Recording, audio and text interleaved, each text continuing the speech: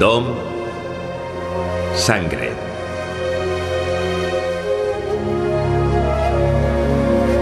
Sefardea, ranas. Todos los años, por la Pascua judía, las familias judías recuerdan la liberación de sus antepasados de una serie de desastres infligidos por Dios hace miles de años a los primeros opresores de los judíos, los antiguos egipcios.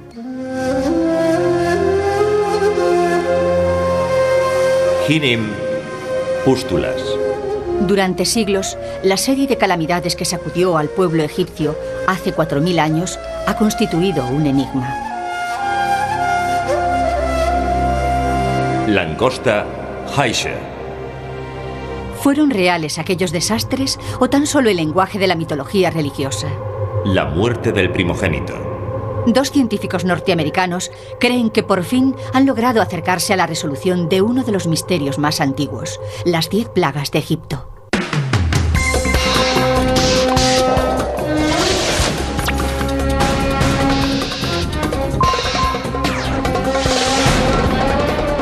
Las 10 plagas de Egipto.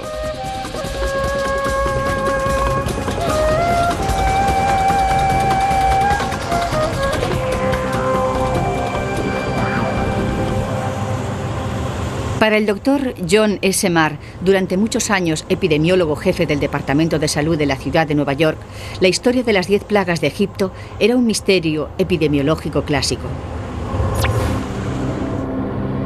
El trabajo de Marr consistía en explicar lo que es la salud y la enfermedad en las poblaciones humanas contemporáneas. Aseguraba que sus métodos tendrían resultados si se enfrentaba a este reto del pasado. Las 10 plagas de Egipto suponen el primer documento escrito de lo que podríamos llamar una infección emergente.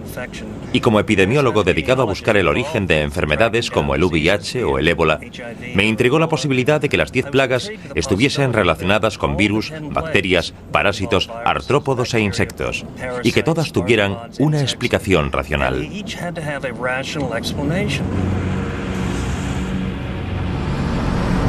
En la época narrada por la Biblia, según el libro del Éxodo, Egipto sufrió una serie de desastres.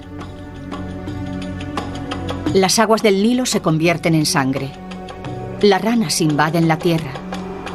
Los piojos atormentan a hombres y bestias. Las moscas oscurecen el cielo. Los animales mueren misteriosamente. Los seres humanos y los animales se cubren de pústulas. El granizo destruye las cosechas. La langosta desciende sobre la poca vegetación que había resistido. La oscuridad oculta al sol. Y por último, el primogénito de cada familia, tanto humano como animal, muere.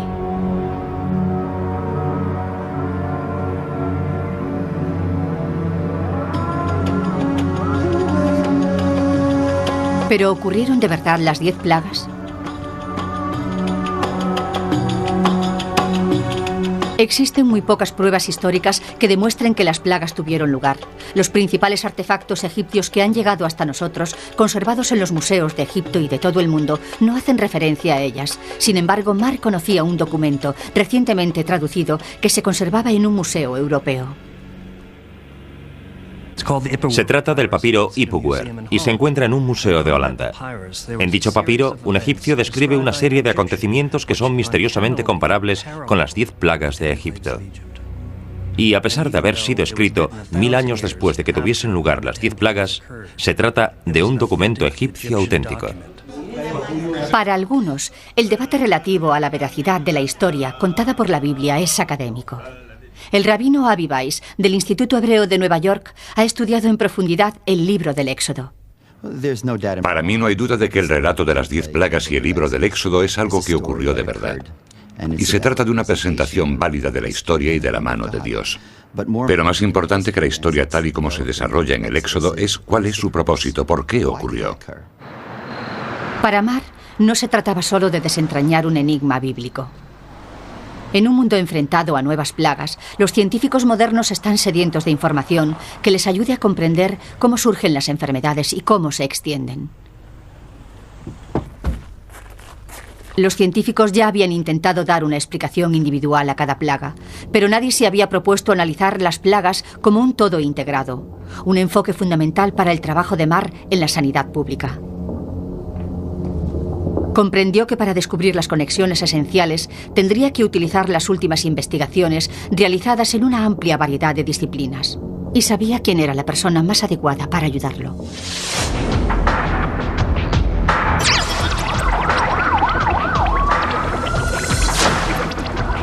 La primera vez que John me contó su idea, me intimidó. Son muchas disciplinas: biología marina, entomología, que es el estudio de los insectos, herpetología, el estudio de las ranas, enfermedades infecciosas entre los humanos, enfermedades animales, las tradiciones judaica y cristiana. Era absolutamente intimidante y a la vez irresistible. Graduado con sobresaliente en investigación médica por la Universidad de Columbia y de gustos un tanto excéntricos, Curtis Malloy era el socio perfecto para el proyecto de Marr. La primera pieza a encajar era la época y el lugar de las plagas. La fecha con la que estaba de acuerdo la mayoría de los eruditos era alrededor del año 1260 a.C., 1000 años después de la construcción de las pirámides. En cuanto al lugar, la civilización del antiguo Egipto, una sociedad jerárquica basada en la agricultura y fuertemente dependiente del río Nilo, tenía su centro en la zona de Memphis, al sur del Cairo actual. Los israelitas, esclavizados por el faraón Ramsés II para construir nuevas ciudades, vivían a 50 y 80 millas al noroeste de los principales asentamientos egipcios, en el delta del Nilo. En la época de las plagas, los israelitas, después de muchos años de esclavitud, habían comenzado a exigir su libertad. Su líder, Moisés, amenazó al faraón egipcio con una muestra del poder de su Dios, lo que sería la primera plaga. Y Moisés, levantando el cayado, golpeó las aguas del río, y todas las aguas del río se volvieron sangre. Los peces que había en el río murieron, el río se infeccionó. Los egipcios no podían beber el agua, y hubo en vez de ella sangre en toda la tierra de Egipto. El ver en persona lo que es Egipto hizo comprender a Marr lo devastadora que debió ser la primera plaga en esta sociedad agrícola hace 3000 años.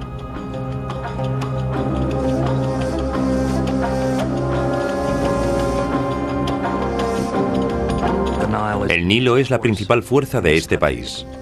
Proporciona limo y agua potable a la gente, a los animales, a las cosechas. Y si algo lo mancha, si ocurre algo que les impida beber o bañarse en él, los efectos ecológicos serían terribles.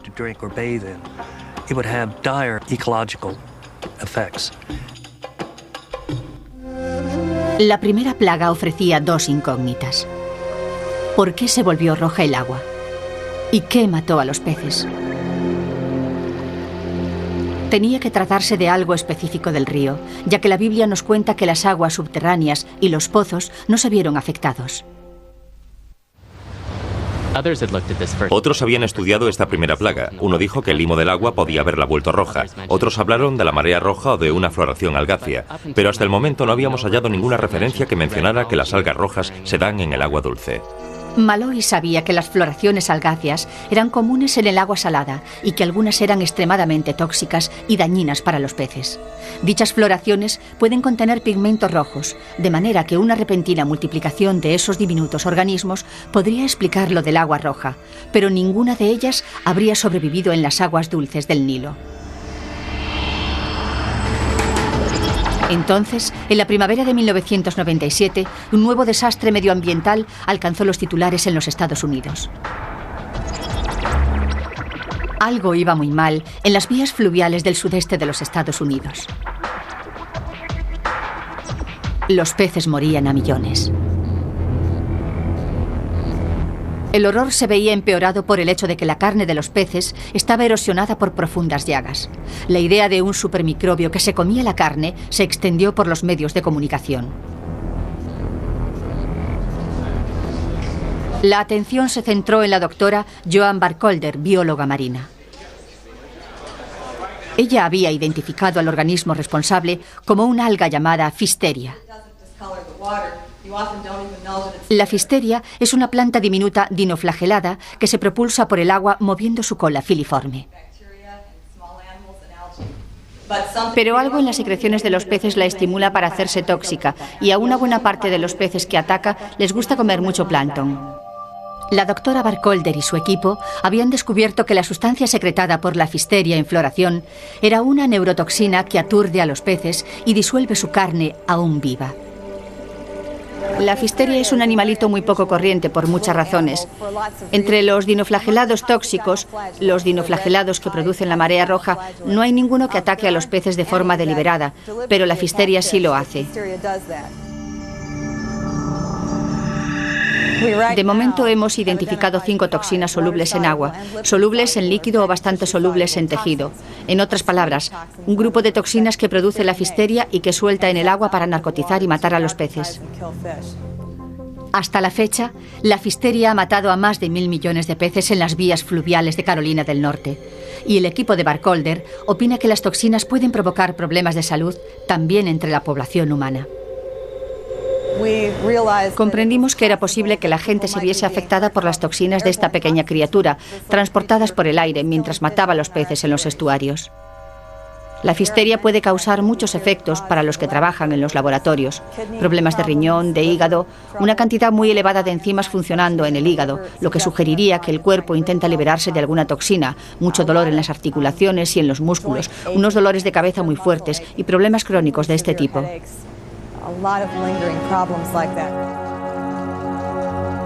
Si la Pfisteria hubiese crecido en las vías fluviales del antiguo Egipto, la sangre perdida por los peces moribundos junto con el pigmento rojo que aparece en algunas cepas del alga explicarían el color rojo del Nilo. Y el agua, como el de Carolina del Norte, habría alcanzado tal grado de toxicidad que no podría beberse. ¿Pero qué provocó una floración tan letal? Fue un año muy cálido y un fenómeno del Niño muy fuerte precedió a los brotes de Pfisteria tóxica. A nivel mundial hubo otros brotes tóxicos de algas dañinas. 1987 fue un año nefasto por la floración de estas algas. Si los cambios climáticos provocaron la floración masiva de Carolina del Norte, lo mismo pudo haber ocurrido en el antiguo Egipto. Una variación en un delicado equilibrio y se produce el desastre, ya sea en los Estados Unidos de nuestros tiempos o en el Egipto de los tiempos bíblicos. En cuanto a Mar y a Malloy, la Pfisteria encajaba perfectamente en la primera plaga. Ya podían empezar a pensar en la segunda. En el río bullirán ranas, subirán y penetrarán en tu casa, en tu dormitorio y en tu lecho, en las casas de todos tus servidores y de todo tu pueblo, en los hornos y en las artesas. Ante todo, estaban convencidos de que si querían llevar a buen término su misión, debían pensar en las plagas como en un todo relacionado.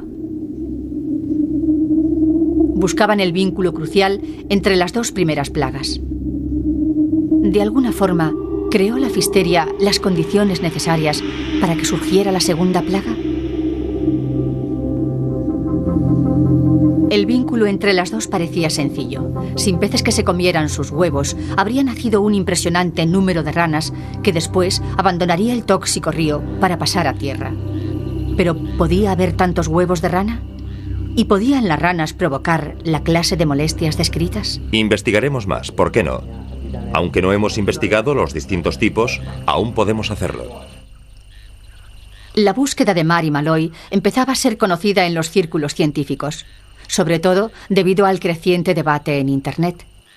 Las ranas podrían ser ranas. En la Universidad de Halifax, en Nueva Escocia, una de las principales autoridades a nivel mundial en anfibios, el profesor Richard Wasserzuck, había desarrollado sus propias ideas relativas a la segunda plaga.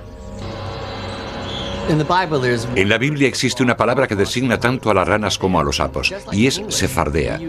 Nosotros también utilizamos la palabra rana para referirnos en concreto a la rana verde que hay en los estanques del mundo, pero a la vez podemos usarla para referirnos a todos los animales similares a la rana. Ranas, sapos, ranas de zarzal, ranas acuáticas. No hay motivo por el que la palabra sefardea no pueda ser traducida por ranas en sentido general, o en concreto por sapos. Y si nos fijamos en el comportamiento descrito en la Biblia, Biblia para la plaga de las ranas, es interesante observar que dicho comportamiento coincide perfectamente con el de los sapos. Los sapos del género bufo son comunes en todo el mundo y ponen grandes cantidades de huevos. Y puede pasar de ser un animal relativamente escaso, de baja densidad en un entorno, a haber millones de ellos. Además, ese comportamiento de pasar a tierra, según se describe en la Biblia, de meterse en el pan y acercarse a los hornos, es exactamente el mismo de los sapos de hoy en día. Se ven atraídos por las fuentes de luz y calor, sobre todo porque los insectos también son atraídos por ellas. Y los insectos a veces mueren a causa del calor o la luz que desprende un fuego o una llama, y caen al suelo, donde los sapos se los comerán. Por lo que dicho comportamiento encaja con el del sapo actual. Mar y Malloy quedaron satisfechos con que los semidomésticos sapos bufo encajasen en la descripción bíblica. A diferencia de las cantidades de huevos más modestas puestas por las ranas, los millones de huevos puestos por los sapos habrían eclosionado provocando una auténtica pesadilla. Murieron las ranas en las casas, en los atrios y en los campos. Reuniéronlas en montones y se infestó la tierra. ¿Qué implicaría todo esto en cuanto a la siguiente plaga? Alguien dijo en una ocasión que una epidemia es una serie de acontecimientos encadenados muy poco frecuentes. Aquí tenemos una serie de plagas que parecen interconectadas. Los peces mueren a causa de un entorno tóxico. Las ranas y los sapos huyen del agua. Y todos mueren. Y ellos eran los mayores controladores del número de insectos. Parecía existir una interconexión entre todas estas cosas que nos llevaría a algo verdaderamente catastrófico. Ya se daban las condiciones para la tercera plaga. Aarón extendió su mano con el cayado y golpeó el polvo de la tierra, y vinieron piojos sobre los hombres y animales. Todo el polvo de la tierra se convirtió en piojos en toda la tierra de Egipto. Los insectos no eran la especialidad de Mar ni de Malloy.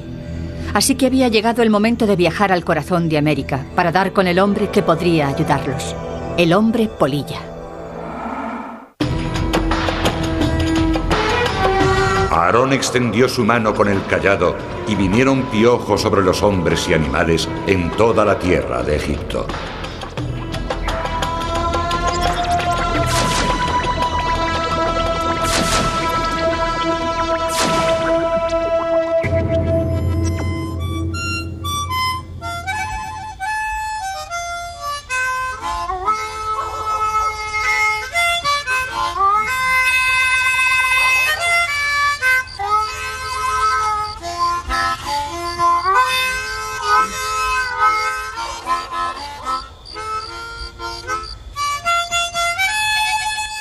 Richard L. Brown es conservador del Museo Entomológico de Mississippi y experto a nivel internacional en insectos.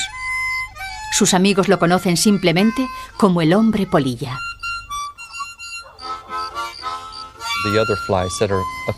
En el resto de las moscas acuáticas o semiacuáticas tienen que darse unas condiciones que no solo se refieren al alimento, sino también al grado de humedad disponible. Quizás las mejores tierras para dar de pastar al ganado se encontrasen cerca del agua, y no hay duda de que los egipcios se habrían quedado con las mejores tierras. Cuando me enteré del proyecto sobre las plagas, me sentí intrigado, porque las había estudiado de pequeño, e incluso ya siendo entomólogo, había aceptado el relato como cierto. Pero su duda sobre si los piojos eran piojos, tal y como los conocemos hoy en día, me hizo repasar las escrituras, y entonces vi, como ellos me indicaban, que atacaban al hombre y a otros animales.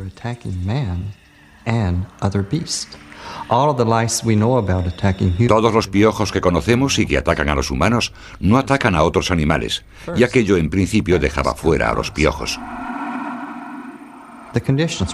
Las condiciones no eran las adecuadas. El clima era seco y árido, y los piojos se desarrollan en latitudes más al norte.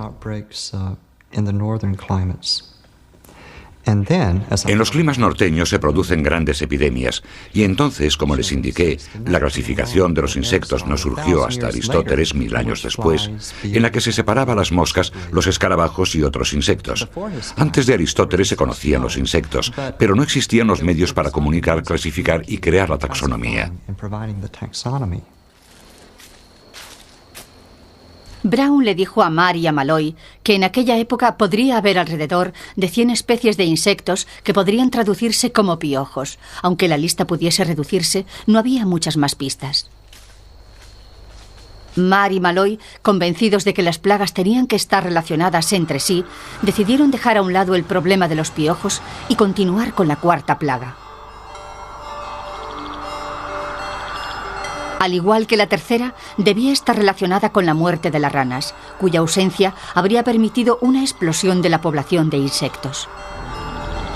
Vino una muchedumbre de moscas sobre la casa del faraón y las casas de sus servidores y sobre toda la tierra de Egipto. Y se corrompió la tierra por las moscas.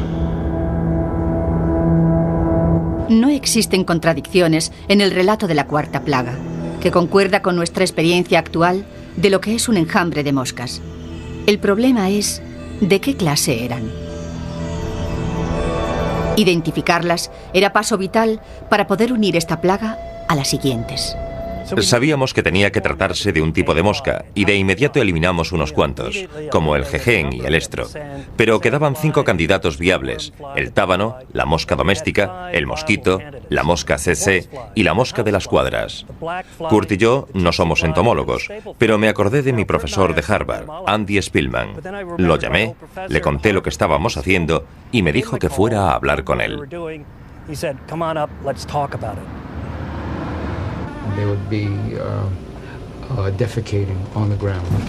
El método de Spielman consistió en empezar por eliminar las moscas que no encajaban.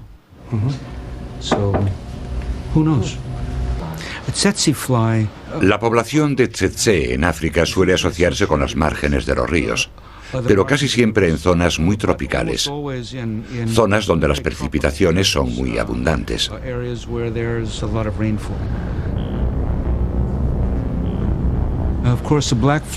Claro que la población del mosquito sería algo muy distinto. Nunca aparecería en enjambres. Su número sería estable y su incremento o su descenso sería siempre gradual. Los tábanos son a veces extremadamente abundantes y sus picaduras resultan muy dolorosas. Pero su número no incrementa de forma extraordinaria.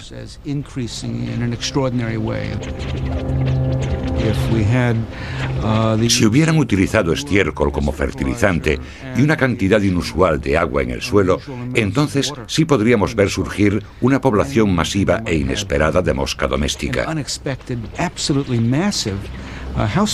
Pero la mosca doméstica no pica. Al final, solo quedaba una candidata. La población de la mosca de las cuadras puede crecer enormemente de golpe en el caso de que se introdujesen animales, caballos o ganado, en la zona, se mantuviesen en ella y sus heces se acumulasen sobre el suelo. Entonces el número de moscas de las cuadras crecería enormemente y estas sí que pican.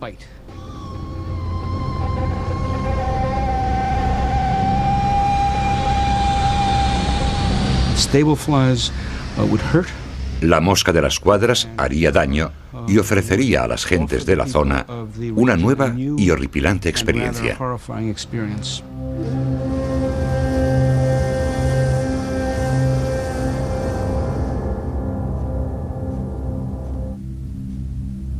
La mosca de las cuadras, que puede llegar a poner hasta 500 de una vez, muchos más que cualquier otra mosca, era el candidato perfecto para haber creado el enjambre de moscas. Y a continuación venía la quinta plaga, la epizootía, que es una enfermedad epidémica que se da entre el ganado.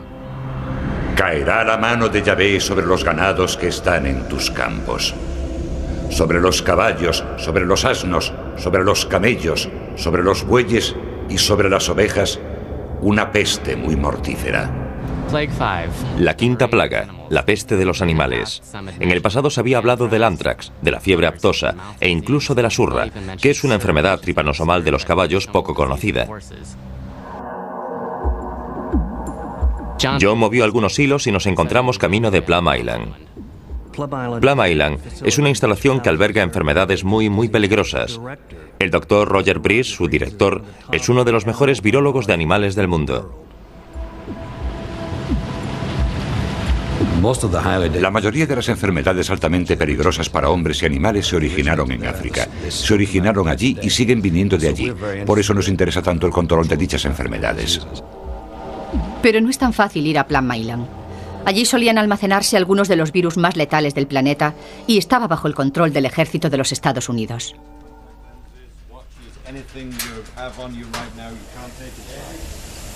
En la actualidad, Plum Island, junto a la costa de Connecticut, pertenece al Departamento de Agricultura de los Estados Unidos y se denomina Centro de Investigación Animal del Departamento de Agricultura de los Estados Unidos.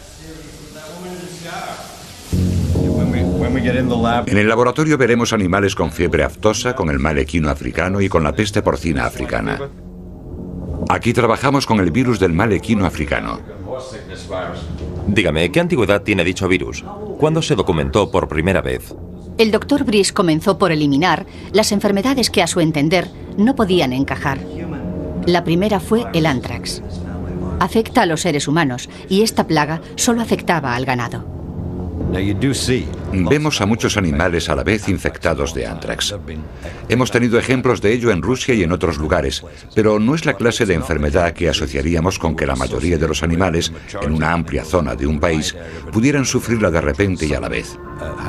Además, también contagia a las personas, de manera que si tuviésemos un contagio tan masivo entre la población animal, sin duda también afectaría a los seres humanos, que respirarían las bacterias y habrían muerto de ántrax.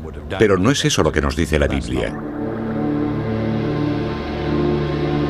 La siguiente en ser descartada fue la fiebre aftosa, aunque Breeze la tuvo en consideración durante más tiempo.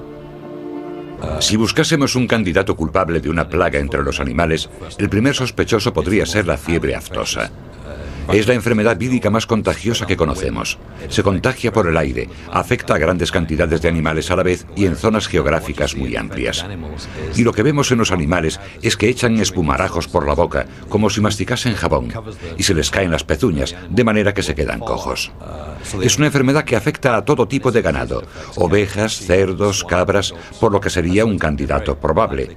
Pero la Biblia no habla ni de espumarajos ni de cojera, que son señales muy evidentes de la enfermedad. Tampoco se nos dice que los cerdos se viesen afectados, aunque en aquella zona y en aquel tiempo también había cerdos al igual que los hay hoy en día. Por lo que yo diría que, basándonos en las descripciones de la plaga, la fiebre aftosa no fue la causante de la misma. La surra, una enfermedad provocada por la mosca tsetse, similar a la enfermedad del sueño, también quedó descartada. Breeze, como ya hiciera Andy Spielman, dejó claro que la mosca tsetse no habría prosperado en unas condiciones tan áridas.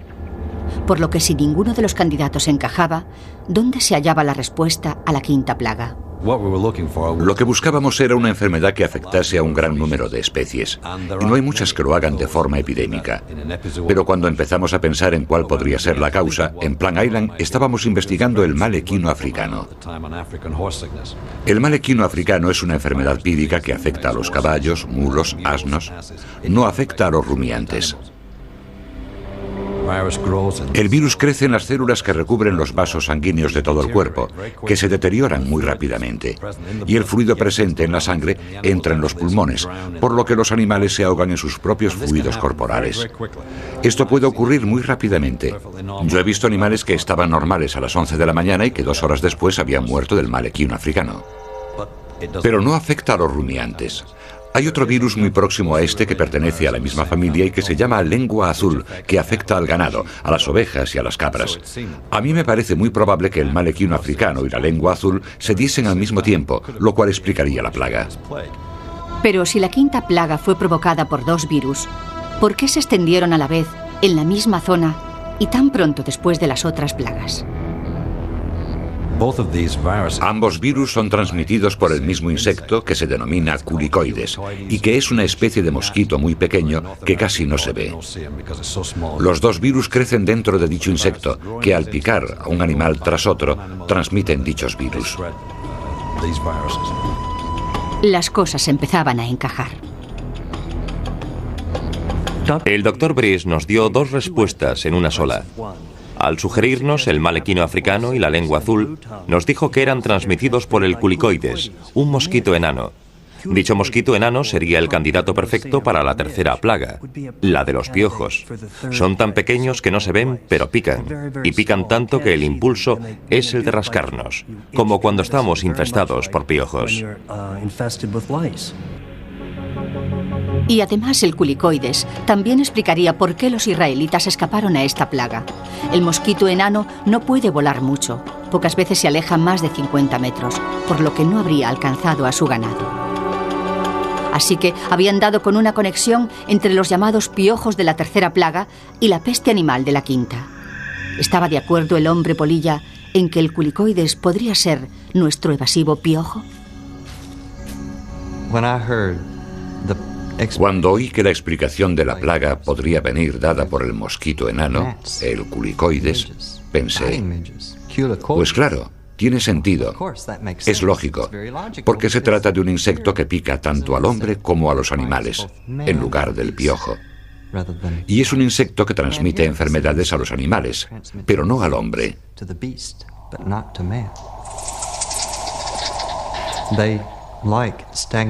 Le gustan los ambientes donde haya agua estancada, donde haya vegetación pudriéndose, donde haya material orgánico en putrefacción, plantas, animales.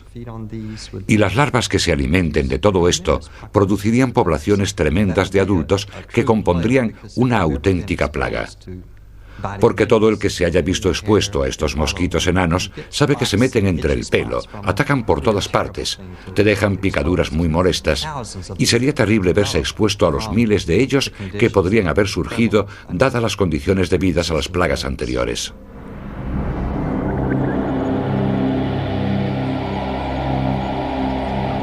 Satisfechos con lo que habían progresado, Mar y Malloy decidieron continuar con la sexta plaga: los forúnculos y las llagas, o úlceras. Coged un puñado de ceniza del horno y que la tire Moisés hacia el cielo, a la vista del faraón, para que se convierta en un polvo fino sobre toda la tierra de Egipto y produzca en toda la tierra de Egipto a hombres y animales pústulas eruptivas y tumores. Hay quien ha pensado en la peste bubónica, otros en la viruela, incluso en el herpes, pero tenía que afectar tanto a animales como a seres humanos. Eso me hizo recurrir a los libros. Malloy descartaba la mayoría de las posibilidades si no se acercaban lo bastante a las descripciones bíblicas. Quería algo que encajase a la perfección y encontró la descripción de una infección bacteriana muy poco conocida. Busqué y hallé una referencia al muermo. Es perfecto, afecta tanto a los animales como a los hombres, produce forúnculos y llagas y podría ser transmitida por la mosca de las cuadras. Cuando Kurt me habló del muermo, me pareció una propuesta lógica. Se la conoce como la enfermedad olvidada, pero fue descrita por los historiadores de la Grecia y la Roma antiguas. Es una enfermedad que llegó a ser utilizada como agente de la guerra biológica en la Primera Guerra Mundial. Esta enfermedad afecta a animales y a seres humanos. Hace que sus ganglios linfáticos se hinchen y supuren. Afecta a los caballos, camellos, bueyes, ovejas, cerdos y a los seres humanos, y provoca una enfermedad crónica progresiva que a menudo lleva a la muerte. Y por fin, la mosca de las cuadras, el nexo de unión entre las moscas y los forúnculos, encajaba en el puzzle. Los israelitas, bien alejados del radio de acción máximo de la mosca, que es de 1 milla, volvieron a librarse de la plaga. Pero los egipcios debían estar a estas alturas pasándolo muy mal. La muerte del ganado y demás animales habría reducido aún más sus provisiones de proteínas, ya afectadas por la muerte de los peces. Enfermos y debilitados, su supervivencia dependería del éxito de la cosecha de cereales.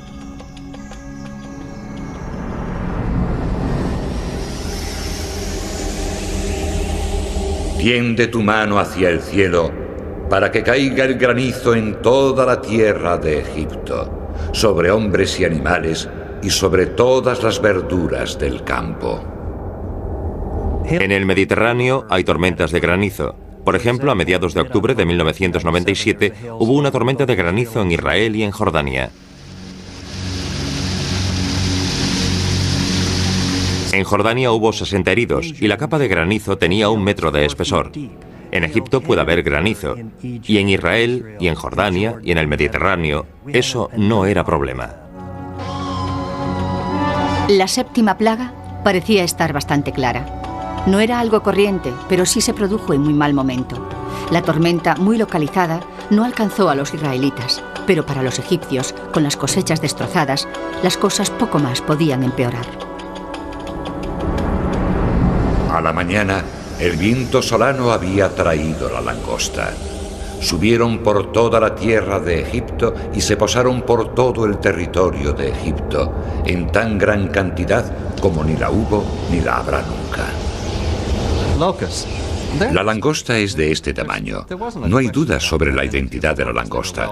La conocían bien y la describieron. La gente sabía cómo era y cuáles eran los resultados de su plaga. Aquellos saltamontes migratorios llegaban y dejaban pelada la tierra con cierta regularidad. Ya habían sufrido la plaga de la langosta, pero esta llegó en muy mal momento. Después de la 8ª plaga, Egipto debió encontrarse cara a cara con el desastre. Debilitadas por la enfermedad, sus gentes se enfrentaron a la escasez de alimentos, incluso al hambre. Debieron pensar que el mundo se estaba hundiendo a su alrededor. La 9ª plaga vendría a confirmar sus miedos. Alzó Moisés al cielo su mano, y hubo densísimas tinieblas en todo Egipto durante 3 días. Durante ellos no se veían unos a otros, y nadie se movía del sitio donde estaba. Pero los hijos de Israel tenían luz en la región que habitaban. Han sido varias las explicaciones relativas a la 9ª plaga. Los 3 días de oscuridad. Algunos la achacaron a las cenizas de un volcán, otros sugirieron un eclipse. Pero aquello duró 3 días y nos lo describe la Biblia. La gente no podía salir de sus casas, no se veían los unos a los otros a pesar de estar en la misma habitación. Tuvo que ser algo parecido a una tormenta de arena. Y hay ciertas tormentas de arena, llamadas Kashim, que provienen del desierto y que literalmente se apoderan de los monumentos y los entierran. Una vez más, como ocurre con el granizo, las tormentas de arena siguen existiendo en la actualidad. Además de sus otras miserias, ahora los egipcios tendrían sus tierras cultivables cubiertas por una capa de arena. Enfermos y desmoralizados ya no podían ser más vulnerables. Y entonces llegó la 10ª plaga, la que aseguraría la liberación de los israelitas. La muerte del primogénito, la más horrible de todas las plagas, fue también la más misteriosa. En medio de la noche pasaré por la tierra de Egipto, y morirá todo primogénito de la tierra de Egipto, desde el primogénito del faraón que se sienta sobre su trono, hasta el primogénito de la esclava que está detrás de la muela, y todos los primogénitos del ganado. Los anteriores intentos de dar alguna explicación a esta última plaga no habían logrado satisfacer las condiciones descritas en el Éxodo. Nada parecía encajar. Pero Malloy estaba convencido de que la 10ª plaga era la culminación de un efecto dominó. Si tenían razón en lo referente a las 9 plagas anteriores, tendrían que ser capaces de hallar la respuesta a esta última. Pero después de haber resuelto los demás enigmas, esta última pieza del puzzle seguía sin querer encajar. Mar y Malloy se sentían cada vez más frustrados. Malloy intentó verlo desde otra perspectiva. Los juegos malabares siempre le han ayudado a abrir su mente para que surjan cosas que, en condiciones normales, no surgirían. Estos eran los hechos con los que Malloy podía contar. La primera plaga destruye los peces y contamina el agua del Alto Nilo. Los cadáveres de los sapos se unen a la contaminación, mientras que su muerte libera a la población de insectos de su represión habitual.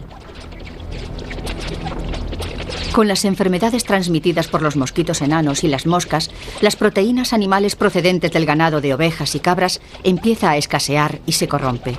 Los animales de trabajo como los caballos, burros y bueyes se ven atacados al igual que el ser humano por graves infecciones víricas y bacterianas. Como resultado de ello, las cosechas quedan en buena parte sin recoger. Entonces llega el granizo, provocando un terrible daño en las cosechas. Lo que no queda destruido por el granizo se lo come la langosta, incluidos los brotes tiernos y las semillas que, de otro modo, habrían sido motivo de esperanza. Las pocas cosechas que puedan quedar son recogidas a toda prisa, mientras aún están húmedas, y se almacenan en pequeños pozos excavados bajo la arena del desierto. Entonces, una tormenta de arena cubre el resto de las provisiones de alimentos y hace las veces de manta que cuece los productos alimenticios almacenados y que acelera el proceso de descomposición, mientras los egipcios siguen encerrados en sus casas. Para entonces, después de 10 meses de desgracias catastróficas, los 2,5 millones de egipcios están debilitados, disminuidos y tienen que racionar sus escasas provisiones.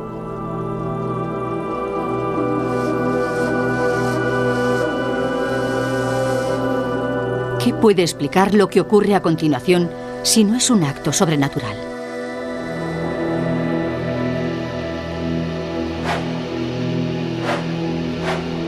Fueron los excrementos de las langostas, sus heces, lo que habíamos pasado por alto. La idea de Kurt era brillante. Sabíamos que los egipcios se morían de hambre, pero lo que habíamos pasado por alto era el hecho de que las heces de las langostas habrían contaminado el resto del grano. ¿Qué organismos podían haber introducido las langostas que pudieran prosperar en las húmedas y fétidas condiciones de los almacenes? Entonces oyeron hablar de las micotoxinas.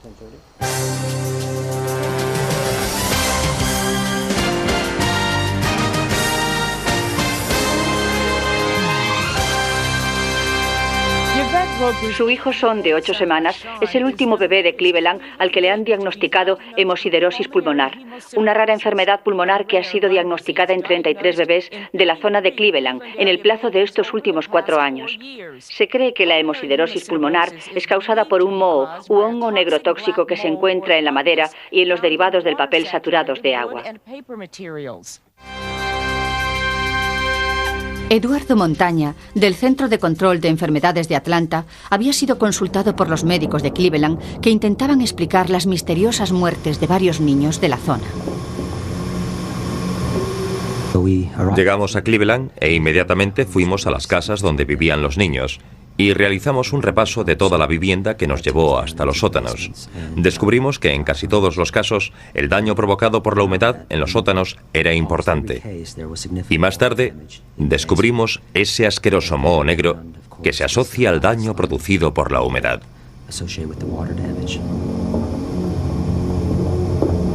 El culpable no era el moho en sí, pero los mohos, cuando crecen sobre sustancias orgánicas en determinadas condiciones, producen micotoxinas.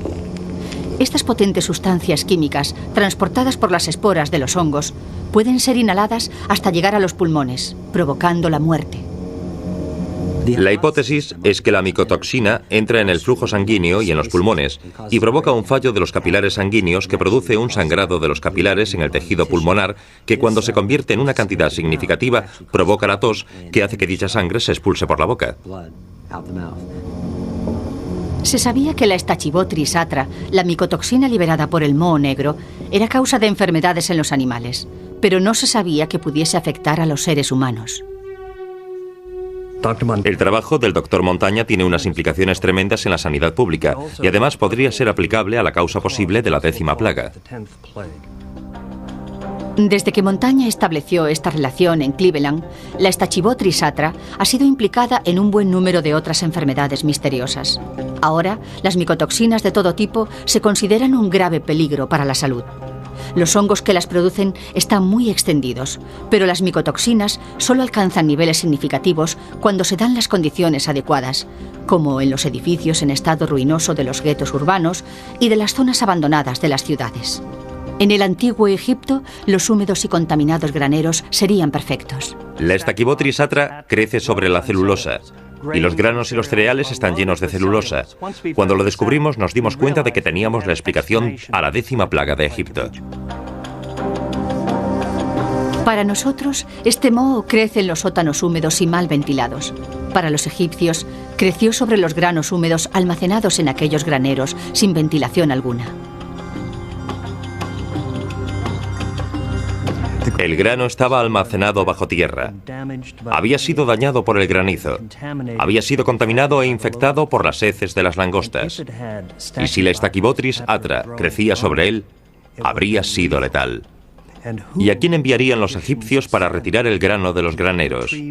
Al hijo mayor, al de mayor edad. ¿Y qué animales habrían sido los primeros en ser alimentados? Los mayores, los más dominantes. Y ya fuese al respirar o al comer, el grano contaminado por Stachybotrys atra puede matar en cuestión de horas. Produce hemorragias internas en los pulmones y en el tracto intestinal. No habría una causa de la muerte visible externamente. Y para los supervivientes, los que veían a los demás morir a su alrededor, y a los animales, debió de ser un castigo de Dios.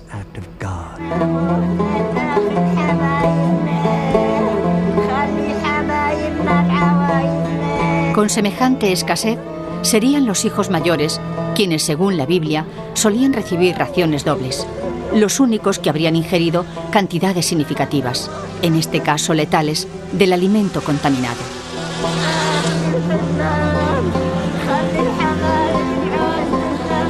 Y una vez que los graneros fuesen aireados y retiradas las capas superiores del grano, el peligro de la micotoxina desaparecería.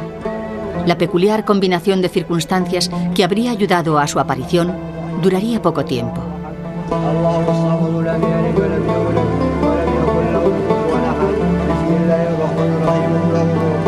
Esta experiencia con la micotoxina letal debió impresionar a los israelitas más de lo que imaginamos. Hace poco, 50 años después de su descubrimiento, uno de los más misteriosos manuscritos del Mar Muerto, el Críptico B, sin descifrar, fue por fin descodificado. Este fragmento contenía unas instrucciones, escritas en el siglo II a.C., y que aparentemente provenían de las enseñanzas de Moisés, para que los judíos destruyesen cualquier morada en la que apareciese el moho. ¿Podría ser una actitud tan extraordinariamente cautelosa tan solo una simple coincidencia? No hay una prueba final que demuestre que todo ocurrió tal y como han propuesto Marr y Malloy, pero hasta el momento es la explicación más avanzada y coherente de todas las que se han dado. Tal vez lo más importante para nosotros sea la forma en la que han llegado a dicha explicación.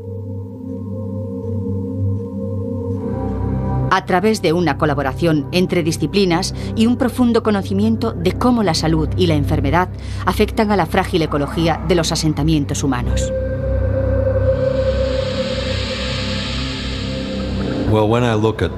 Si pienso en la explicación que se ha dado a estas 10 plagas, lo que más me llama la atención es que no se trata de una serie de hechos sin relación entre sí, sino que es una serie relacionada de catástrofes ambientales que afectan a plantas y animales y que culmina en un problema de salud humana muy grave, que afecta a la sociedad como un todo. Las personas como yo, que trabajamos en el Departamento de Agricultura o en otras organizaciones gubernamentales, somos conscientes de que dichas enfermedades siguen entre nosotros en la actualidad y de lo frágil que es el sistema para controlarlas y temerlas globalmente. Debemos estar siempre vigilantes para asegurarnos de que protegemos a nuestra sociedad contra estas epidemias, porque, repito, los sistemas que en todo el mundo tienen la capacidad de vigilar y controlar dichas enfermedades son muy frágiles y soportan una presión increíble que procede de viejas amenazas y de nuevos problemas. Basta con una pequeña alteración. Un virus muta y se produce una gripe letal. Cambian las costumbres a la hora de alimentar a los animales y aparece la EBS, el síndrome de las vacas locas. En los sótanos húmedos y mal ventilados crece el moho y mueren los niños. Los judíos celebran su Pascua con una comida conmemorativa compuesta por cordero, hierbas y pan ácimo, alimentos que, libres de contaminación, pueden haber jugado un importante papel en la supervivencia de sus antepasados. Para ellos, las 10 plagas fueron ejecutadas por la mano de Dios. Ahora podemos empezar a vislumbrar cómo se produjeron. Las plagas de Egipto comenzaron con una floración algácea y terminaron con la muerte de alrededor del 10% de la población y con una paralización de los recursos alimenticios. Para nosotros, las consecuencias de una cadena similar podrían ser igual de graves. Todos los organismos y los procesos involucrados en las 10 plagas siguen con nosotros en la actualidad.